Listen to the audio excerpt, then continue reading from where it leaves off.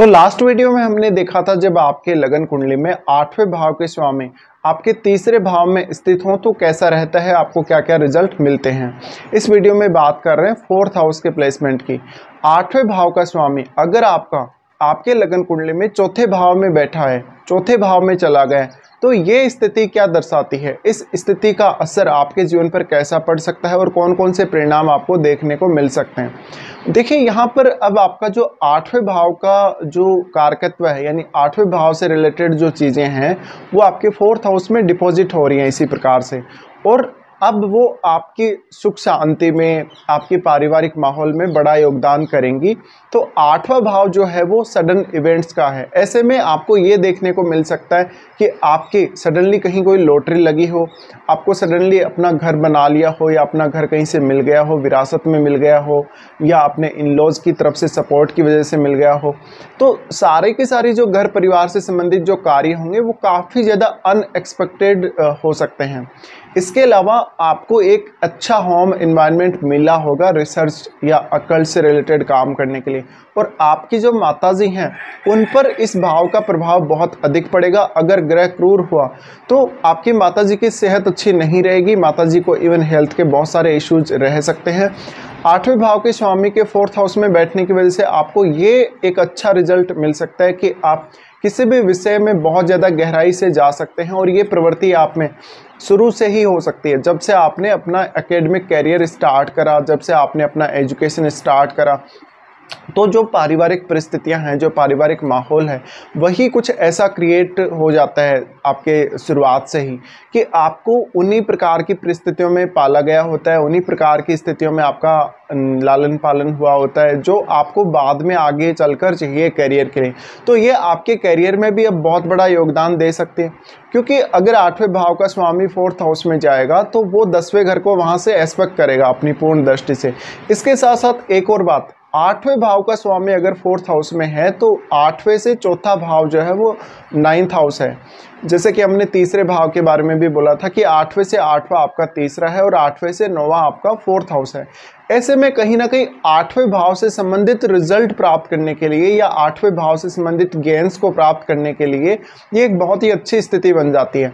अब अगर प्लैनेट अच्छा नहीं है, अच्छी स्थिति में नहीं बैठा है, तो ये आपकी पारिवारिक माहौल को, पारिवारिक जीवन को काफ़ी प्रभावित करेगा, और इसके बहुत सारे मिश्रित परिणाम होंगे। अच्छे परिणाम भी होंगे लेकिन बहुत ख़राब परिणाम भी होंगे। तो यहाँ आपको काफ़ी कुछ हैंडल करना पड़ सकता है। ऐसा हो सकता है कि शुरुआती समय में आपके उतना मेंटल पीस नहीं रहा हो, जीवन में काफ़ी स्ट्रगल भी रहा हो, बहुत ज़्यादा मेहनत भी करनी पड़ी हो, लेकिन आगे चलकर लगभग आपका 30-35 की एज के बाद जीवन बहुत अच्छा रहा हो, और आपने जो कुछ चाहा है, संपत्ति वगैरह, अपना घर वगैरह, अपनी एक अच्छी गाड़ी वगैरह, वो सब आपको मिला हो। तो 8वां भाव जो है वो दूसरे लोगों के पैसे को दर्शाता है, वो आपके पैसे को नहीं दिखाता।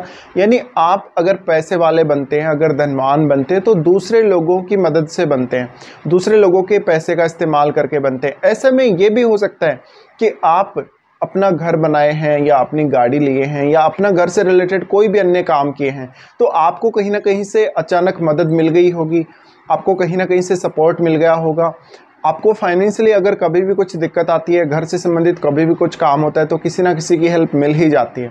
इसी प्रकार से 8वां भाव हमारी विरासत में जो हमें कुछ भी मिलता है उसको दर्शाता है। तो आपके माता पिता का योगदान आपके जीवन में बहुत ही अहम हो जाएगा फिर इस दृष्टिकोण के हिसाब से।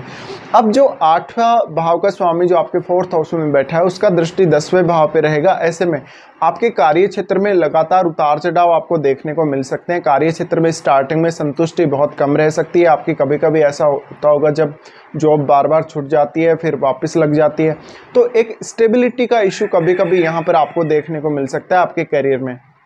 बट वास्तव में ये जो स्थिति है, ये जो प्लेसमेंट है, वो आपको 8वें भाव को एक्सप्लोर करने में काफ़ी मदद करेगी। इसी प्रकार से 8वां भाव आपके ससुराल पक्ष का भाव है। ससुराल पक्ष का भाव होने की वजह से कहीं ना कहीं आपके ससुराल पक्ष के साथ आपके कैसे रिलेशंस हैं, आपके माता पिता के साथ आपके कैसे रिलेशंस हैं, उनको लेकर आपको हमेशा बहुत ही अवेयर रहना चाहिए, क्योंकि उनका असर आपकी जो पारिवारिक समृद्धि है, आपका जो मेंटल पीस है, उस पर बहुत ज़्यादा पड़ेगा। अब अगर ग्रह क्रूर हुआ तो कुछ हद तक आपको कुछ ऐसे इश्यूज आ सकते हैं जहाँ पर आप अपने पारिवारिक जीवन में बहुत ज़्यादा स्टेबिलिटी नहीं देखेंगे और अपने मानसिक तौर पे भी अपने अंदर बहुत स्टेबिलिटी नहीं देखेंगे।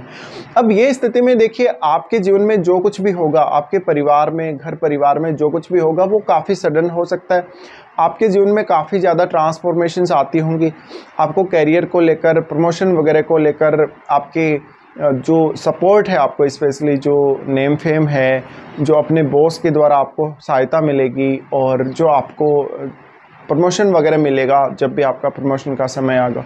तो ये सारे जो इवेंट्स हैं आपकी लाइफ में काफ़ी सडन हुए होंगे और ऐसी स्थिति आगे भी बनी रहेगी। अब आपको देखना है कि जो 8वें भाव का स्वामी है वो किसी भी अन्य ग्रह के साथ स्थित है, तो फिर वो ग्रह जो दूसरा ग्रह है उसके भावों को देखिए वो कौन से भाव का स्वामी है। बट मोस्टली ये जो प्लेसमेंट है, 8वें का स्वामी 4th में अगर चला जाए तो ये 8वें भाव से रिलेटेड कार्य करने के लिए आपको बहुत ज़्यादा लकी बनाता है।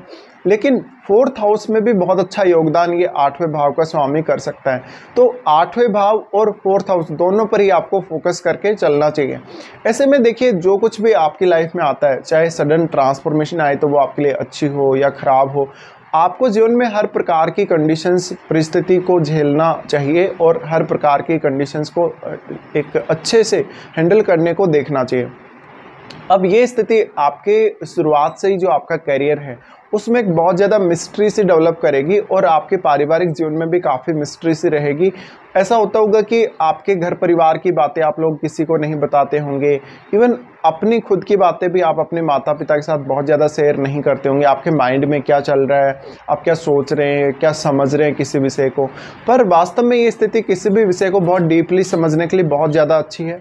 अब 8वां जो भाव है वो मृत्यु का स्थान है। मृत्यु का स्थान होने की वजह से घर परिवार के सदस्यों के लिए ये उतना अच्छा नहीं है। जैसे कि मैंने बोला, माता जी को हेल्थ के इश्यूज आ सकते हैं, पर आपके प्लेनेट पे डिपेंड करेगा प्लेनेट कैसा है। इसके साथ साथ अगर ऐसा प्लेनेट है जैसे कि शनि जैसा ग्रह है, बृहस्पति जैसा ग्रह है, तो हेल्थ इश्यूज ज़्यादा हो सकते हैं। बट आपके पारिवारिक जीवन में कुछ हद तक फिर स्टेबिलिटी भी ज़्यादा देखने को मिलेगी, क्योंकि ये ऐसे ग्रह हैं जो काफ़ी स्लो गोचर करते हैं और इनका इफेक्ट भी काफ़ी लंबे समय तक रहता है। अब अगर आपका ये 8वें भाव का स्वामी किसी भी अन्य ग्रह से प्रभावित हो रहा है, यानी आपका 8वें भाव का स्वामी 4th हाउस में जाकर किसी अन्य ग्रह के साथ युति कर रहा हो, या आपकी कुंडली में 4th हाउस पर किसी भी ग्रह की दृष्टि पड़ रही हो, वो सब आपको चेक करना है। उसके हिसाब से फिर आपको आगे देखना है कि क्या क्या रिजल्ट और मिल सकते हैं आप लोगों को। बट बेसिकली ये आपके शुरुआती जीवन को, आपके शुरुआती एजुकेशन को, आपके सोचने समझने के तरीके को और लाइफ में वास्तव में आप क्या चाहते हैं, आप वास्तव में कितना भौतिक जीवन जिएंगे, कितना अच्छे से अपने लाइफ को एंजॉय करेंगे, पारिवारिक माहौल को एंजॉय करेंगे, ये सब पर बहुत गहरा असर डालेगा।